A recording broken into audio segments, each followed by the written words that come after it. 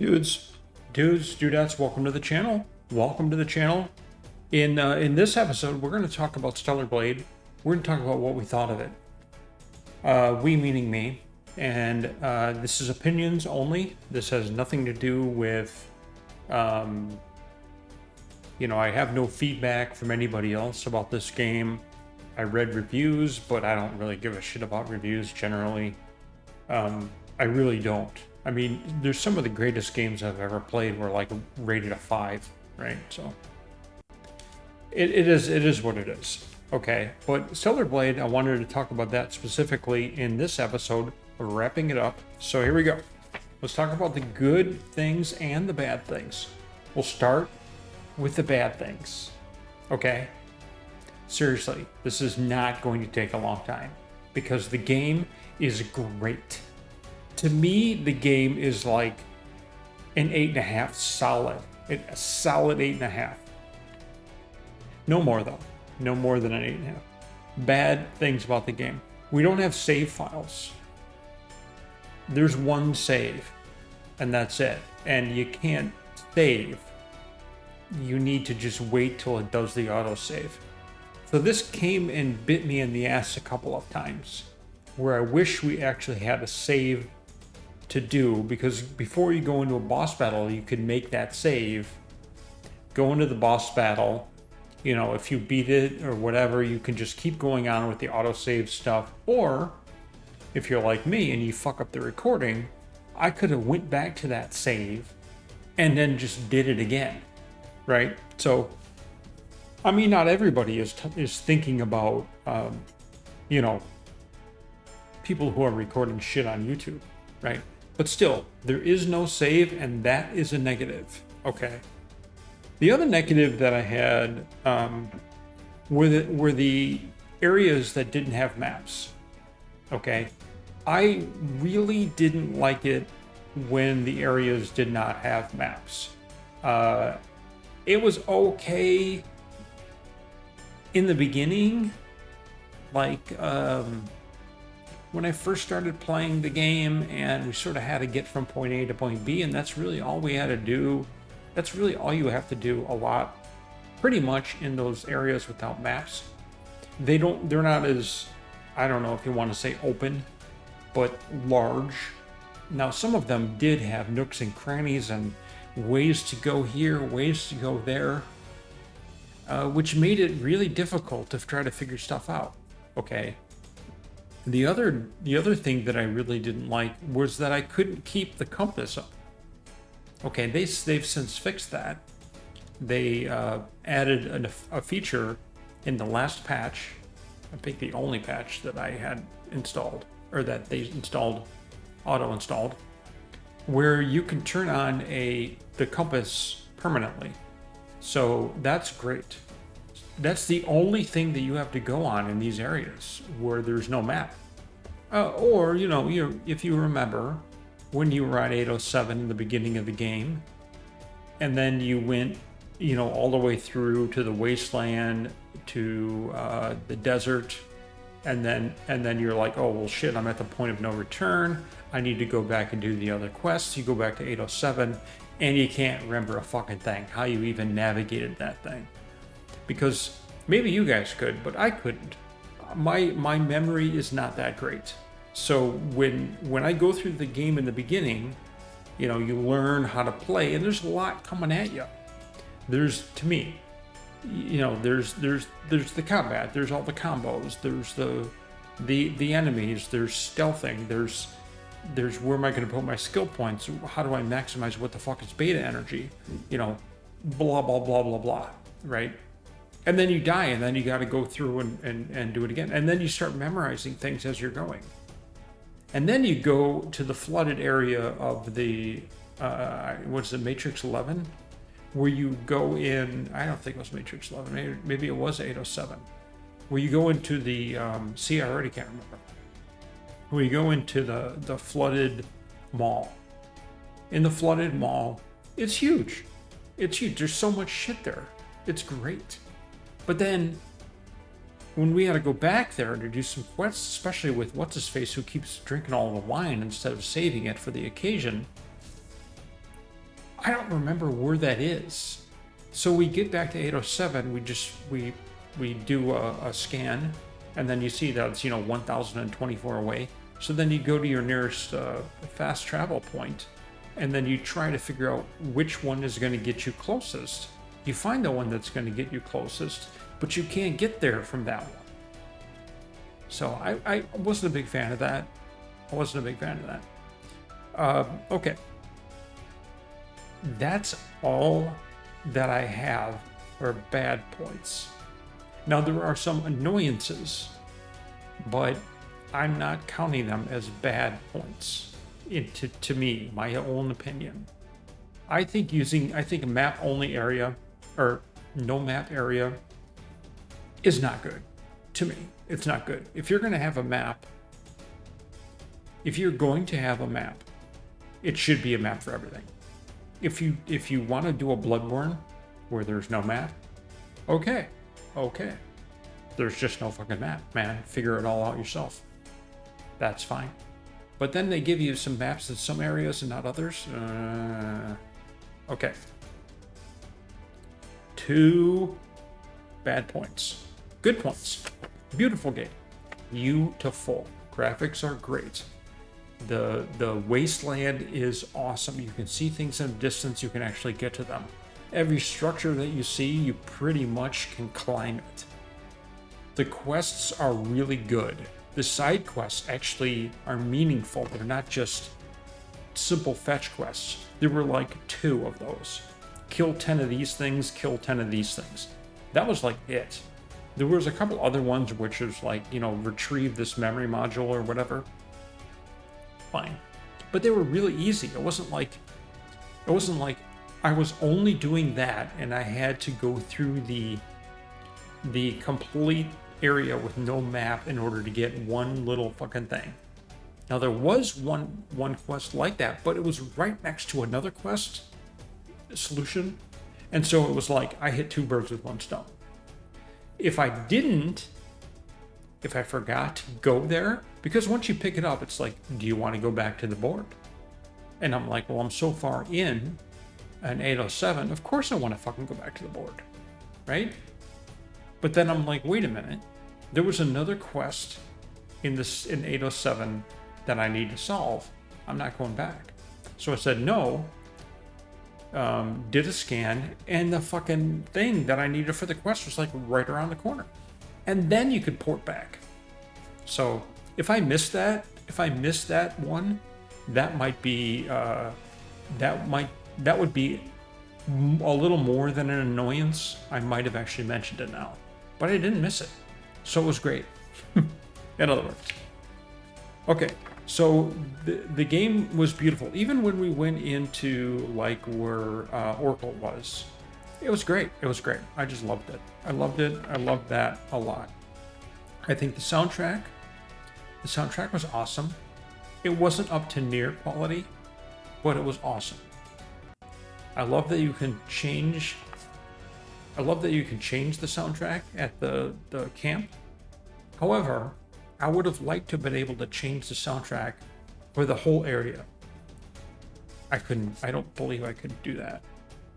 Okay. So, a little bit about combat.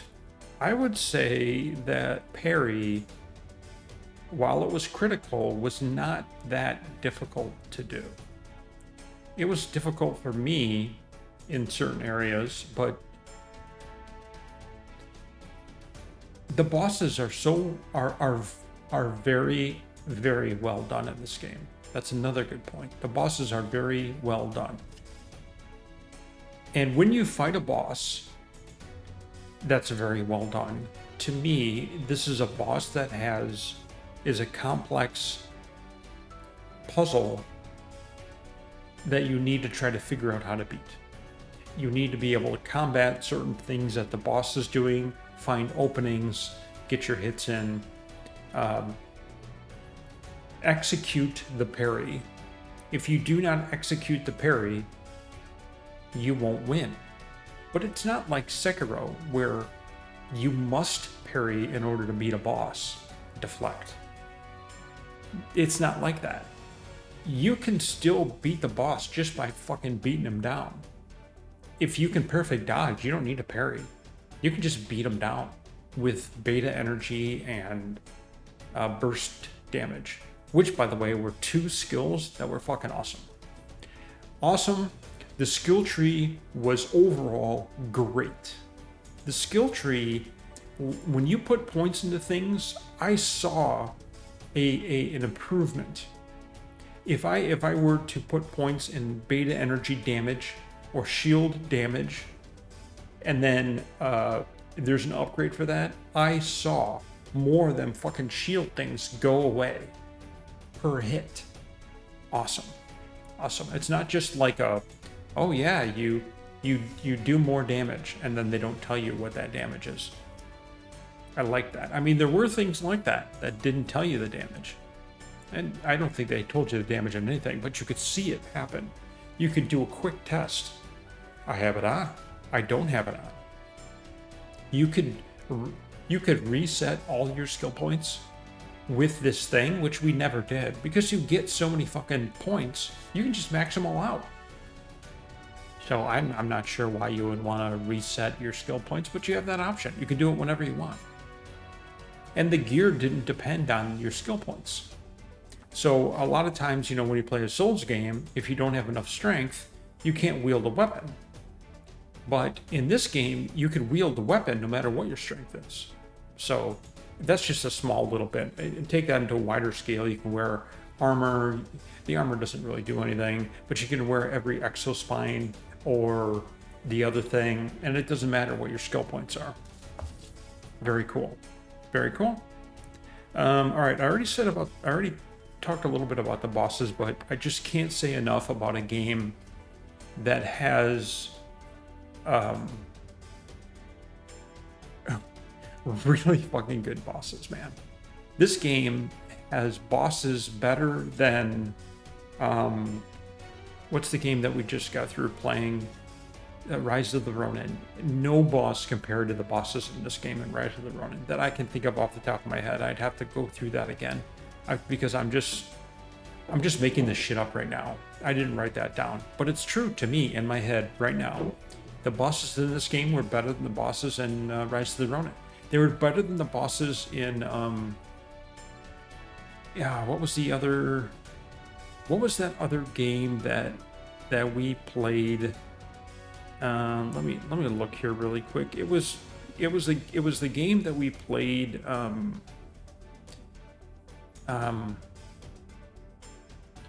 Lords of the Fallen. That's what it was. Lords of the Fallen. Lords of the Fallen is a game that is very, very much a ripoff of a Dark Souls game. And I don't mean that as a negative because those games are my favorite games. But the bosses in that game, there were a few that were really, really good, but the bosses in this game were better than the bosses in that game.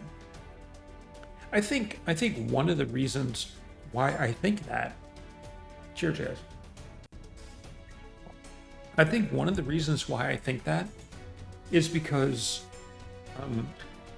there wasn't any cheese moves from the bosses in this game that you couldn't combat.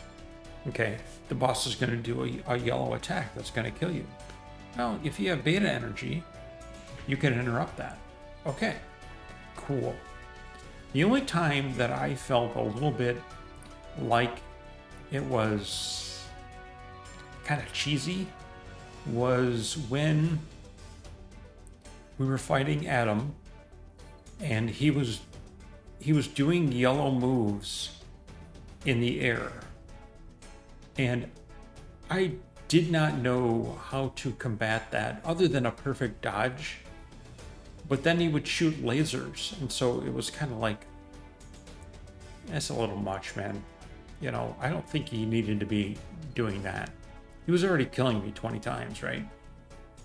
So that could have went away. I wasn't a big fan of that part. I was a big fan of the one shot from the bosses. I am a huge fan of the one-shot from the bosses, because in this case, they gave you a way to get around it. And if you had half a brain like I did in the beginning, all you have to do is run at those angels and shoot them. And I think I remember making a comment during that particular part, like, well, I was able to shoot down the angels, and it staggered the boss at him. But what if he does it again and I don't have any ammo? Right? I think I'm like, oh shit, what do you do then? Well, you just fucking die. Because that's what happened to me. I don't aim very well when it's freeform like that, which is why I don't play shooters. I'm just not good. But anyway, so then I figured out if you run at the angels, you can get closer to them so that you don't miss. And it only takes like 2 shots, 3 shots, and it kills them. And then you run to the next one, run to the next one, run to the next one. Then they're all dead. Done. Done. Done and dusted, right? So it had a one shot, but it's not cheese because it's totally workable. It's strategic. I loved it. Let's see if I have any other things about this game that I love.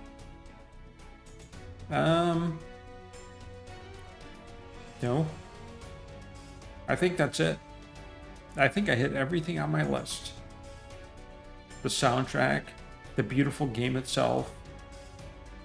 I think some of the mannerisms, this isn't a bad thing at all, but like, you know, the NPCs, and you know, you're talking to Lily or whatever, and the head bobbing and stuff like that's a little excessive. They needed to smooth that out a bit, but yeah, that's not a negative. That's just the way it went, right?